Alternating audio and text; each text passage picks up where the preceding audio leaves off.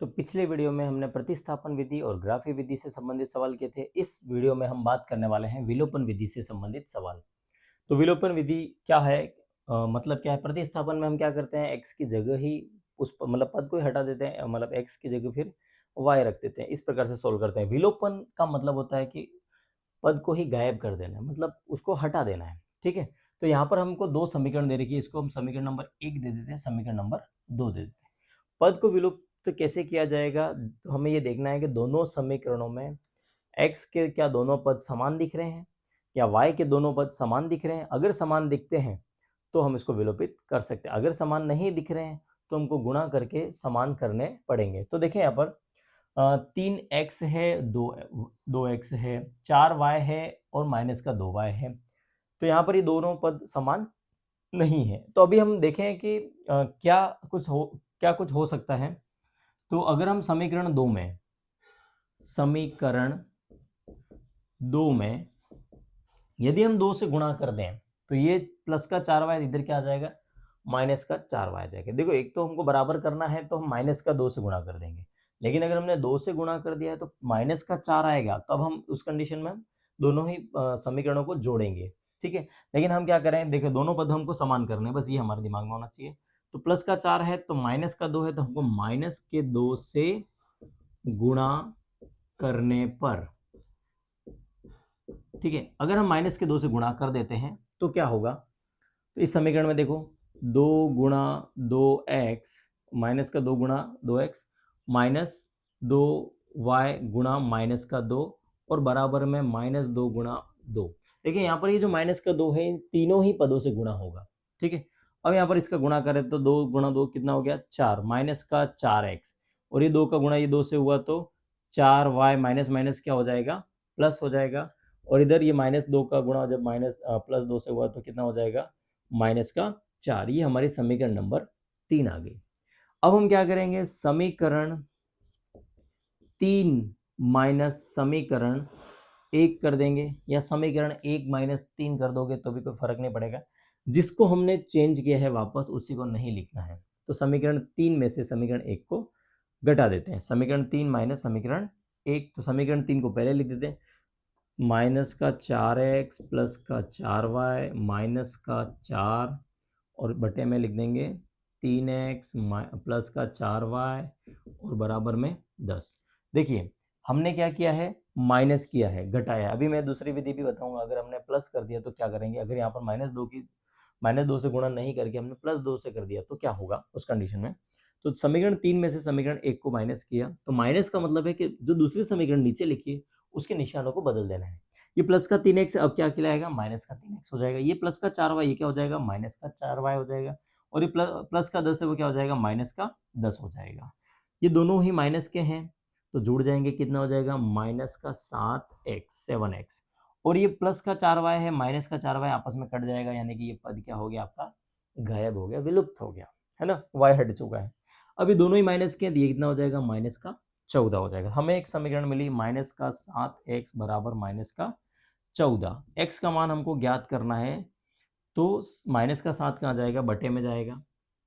तो माइनस का 14 बटे माइनस का 7, माइनस से माइनस कट गया, 14 में से 14 में जब 7 का भाग देंगे तो 2 बार जाएगा और x का मान कितना आ गया, 2 आ गया। अब ये जो x का मान है वो आप समीकरण 1 समीकरण 2 में कहीं पर भी रख देंगे तो आपका मान आ जाएगा। x का मान समीकरण 2 में रखने पर, 2 में रखने पर आप 1 में भी रख सकते हैं। हमने समीकरण 2 में रखा है तो देखिए क्या होगा, जहां x लिखा है वहां आपको क्या लिखना है, 2 गुणा x की जगह 2 लिखना है, 2 माइनस का 2y बराबर का 2। अब देखिए 2 इंटू 2 कितना हो गया, 4 हो गया। ये माइनस का 2y है और जिसका हमें आंसर फाइंड करना होता है वो हमेशा प्लस में होता है, तो माइनस y बचेगा, इसलिए माइनस के 2y को दूसरी तरफ भेज देते हैं, यानी कि बराबर के दूसरी तरफ माइनस के 2y को भेजा तो ये क्या हो गया, प्लस का 2y। और ये वाला 2 है इधर आ जाएगा तो माइनस का 2 हो जाएगा।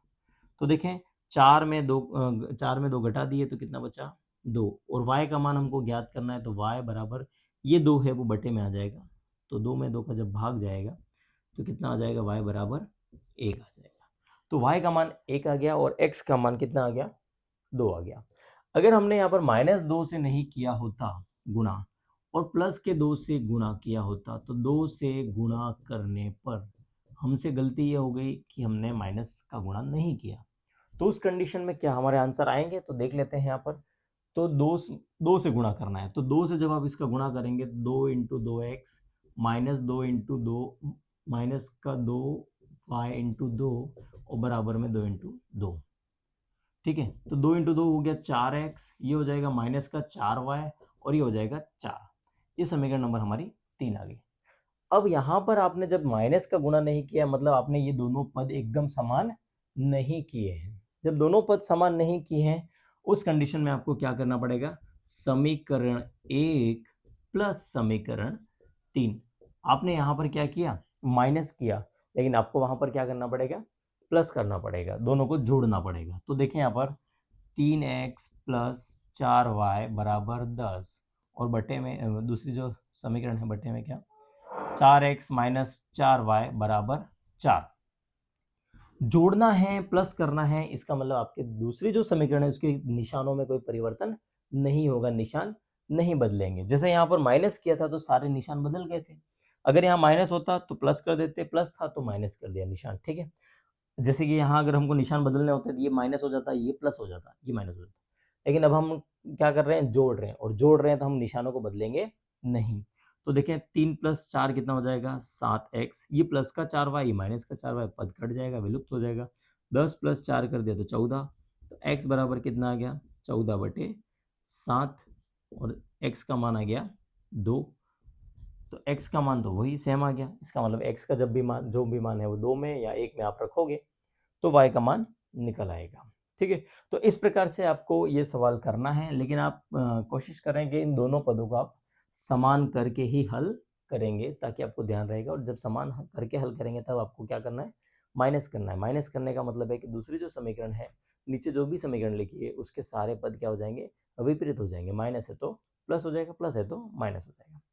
एक भाषा वाला सवाल है, इसकी बात हम इसमें कर लेते हैं। भाषा से संबंधित जो सवाल है विलोपन विधि का, वो हमने यहाँ पर लिया है, इसकी बात हम कर लेते हैं। और इसके साथ ही हमारा 2 चर वाले रैखिक समीकरण युग्म से संबंधित जो भी सवाल बनते हैं उनकी इन 2-3 वीडियो में हमने पूरी बात कंप्लीट कर दी है, 4 नंबर पक्के कर लिए हैं। तो देखिए यहाँ पर अभी इस सवाल की हम बात करें, ये सवाल आपके हो सकता है प्रतिस्थापन विधि से भी ज्ञात करना हो। आपको सवालों में कहा जाएगा कि यह सवाल प्रतिस्थापन विधि से हल कीजिए, ये सवाल विलोपन विधि से हल कीजिए, या फिर ये सवाल ग्राफीय विधि से हल कीजिए। अगर आपको ऐसा लिखा हुआ दिया जा रहा है तो ही आपको उनसे करना है, अन्यथा आपको तीनों में से जो बेस्ट लगता है वो उस विधि से आपको वो सवाल हल करना है। अगर आपको सवाल में नहीं लिख के दिया है, कुछ भी नहीं लिखा है, तो आपको क्या करना है, उन तीनों में से जो मेथड आपको सबसे ईजी लगता है उस मेथड से आपको वो सवाल हल करना है। लेकिन आपको लिख के दिया है कि विलोपन विधि से हल कीजिए, या प्रतिस्थापन विधि से हल कीजिए, या ग्राफीय विधि से हल कीजिए, तो आपको उस विधि से हल करना है। अभी हम बात कर रहे हैं कि विलोपन विधि से हल करना है, इसलिए हम इसको विलोपन विधि से हल करेंगे। देखिए यहाँ पर 5 वर्ष पूर्व नूरी की आयु सोनू की आयु की 3 गुनी थी। ये जो सवाल है, ये सवाल आपके आगे कंपटीशन एग्जाम में भी काम आएगा, इसको अच्छे से समझ लें। सोनू की आयु की 3 गुनी थी, 10 वर्ष पश्चात नूरी की आयु सोनू की आयु की 2 गुनी हो जाएगी। तो नूरी व सोनू की आयु ज्ञात करनी है हमको। ठीक है, अब हम सबसे पहले क्या करें, मान लेते हैं, माना कि नूरी व सोनू की आयु क्रमशः x व y है। ठीक है, नूरी की आयु कितनी है, x है, और सोनू की आयु कितनी है, y है। अब हमसे क्या कहा है, 5 वर्ष पूर्व, यानी कि अभी वर्तमान, नूरी व सोनू की वर्तमान आयु, वर्तमान अभी हमने मान ली अभी उन दोनों की उम्र क्या है, x और y है। अब 5 वर्ष पूर्व की बात हो रही है, तो 5 वर्ष पूर्व, ठीक है, 5 वर्ष पूर्व यानी कि 5 वर्ष पहले जो भी अभी वर्तमान आयु उसमें क्या हो जाएगा, -5 हो जाएगा। 5 वर्ष पूर्व नूरी की आयु, तो नूरी की आयु क्या हो जाएगी, x - 5, और सोनू की आयु क्या हो जाएगी, सोनू की आयु क्या हो जाएगी, y - 5, -5 हो जाएगा। ठीक है, अब यहाँ पर क्या कह रहा है, 5 वर्ष पूर्व नूरी की जो भी आयु है सोनू की आयु की 3 गुनी थी। तो नूरी की आयु कितनी थी 5 वर्ष पूर्व? x माइनस 5 थी, ठीक है, और x वर्ष व y वर्ष है। तो नूरी की 5 साल पहले आयु कितनी थी? x माइनस 5, और सोनू की कितनी थी? y minus 5। लेकिन यहां पर क्या कहा है? 5 वर्ष पूर्व नूरी की जो भी आयु थी वो सोनू की जो भी आयु थी उसकी 3 गुनी है, मतलब उससे किसका गुणा कर देना है? 3 का गुणा कर देना है। यहाँ पर एक समीकरण बनेगा, तो देखिए यहाँ पर x माइनस 5 और 3 का जब यहाँ गुणा करेंगे तो 3y, और ये 3 का गुणा 5 से हो जाएगा, माइनस का 15 हो जाएगा। x को यहीं रखा, 3y को इधर ले आया, माइनस का 3y, और माइनस के 5 को उधर भेज दिया तो माइनस का 15 और प्लस का 5 हो जाएगा। तो ये समीकरण हमारी बनी x माइनस 3y बराबर माइनस का 10। इसको हम समीकरण नंबर 1 बोल देते हैं, ठीक है। अब हम देखें दूसरी बात यहाँ पर क्या बोलिए, 10 वर्ष पश्चात। अब देखो 10 वर्ष पश्चात, 5 वर्ष पूर्व तो माइनस 5 की थी, तो 10 वर्ष पश्चात, तो 10 वर्ष पश्चात की जब हम बात करेंगे यानी कि 10 साल बाद की बात है, तो 10 वर्ष पश्चात नूरी की आयु क्या हो जाएगी? नूरी की आयु अभी वर्तमान कितनी है? x है, तो 10 वर्ष पश्चात क्या हो जाएगी? x प्लस 10 वर्ष हो जाएगी। और सोनू की आयु क्या हो जाएगी?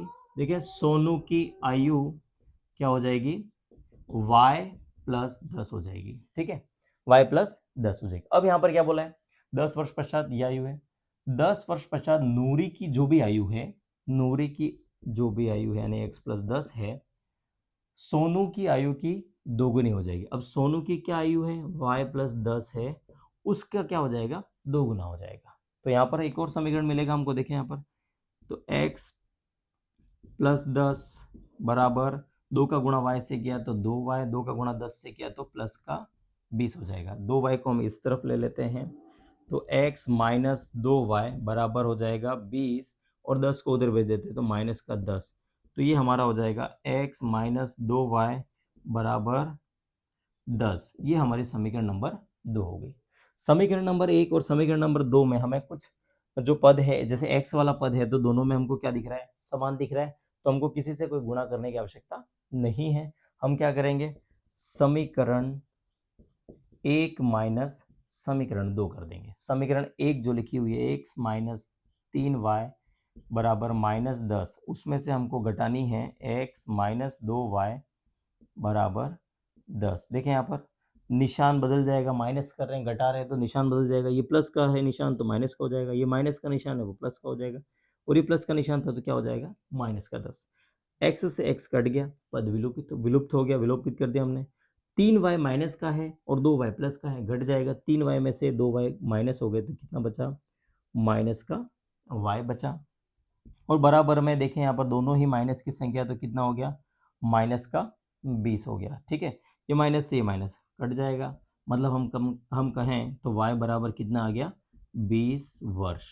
ये हमारी किसकी आयु आ गई? सोनू की आयु। अब हमको नूरी की आयु ज्ञात करनी है, तो अपन क्या करें? समीकरण 1 या समीकरण 2 में y का मान रख देते हैं। तो समीकरण 1 में y का मान रखने पर, तो देखिए यहाँ पर समीकरण 1 है, उसमें हम y का मान रख देते हैं, तो x माइनस 3 गुना y की जगह कितना आ जाएगा? 20 आ जाएगा, और बराबर में कितना है? माइनस का 10 है। तो x बराबर क्या आ जाएगा? देखो x माइनस 3 का गुणा 20 से किया तो 60 हो जाएगा, और बराबर में कितना है? माइनस का 10 है। हम यहाँ सोल्व करते हैं, माइनस का 60 है, दूसरी तरफ जाएगा तो प्लस हो जाएगा, तो x बराबर क्या हो जाएगा? 60 प्लस का, और माइनस का 10 पहले से है, तो 60 में से 10 को घटा दिया तो कितना आ गया? 50 वर्ष। तो x यानी कि नूरी की जो आयु है वो कितनी आ गई? 50 वर्ष आ गई। तो इस प्रकार से हम ये x और ये y का मान ज्ञात करेंगे। तो इस प्रकार से ये x और y के मान ज्ञात कर लिए, और ये विलोपन विधि से हमने इसको सॉल्व किया है। अगर आपको विलोपन विधि से हल नहीं करना है तो आप इसको प्रतिस्थापन विधि से भी हल कर सकते हैं, ग्राफी विधि से भी हल कर सकते हैं।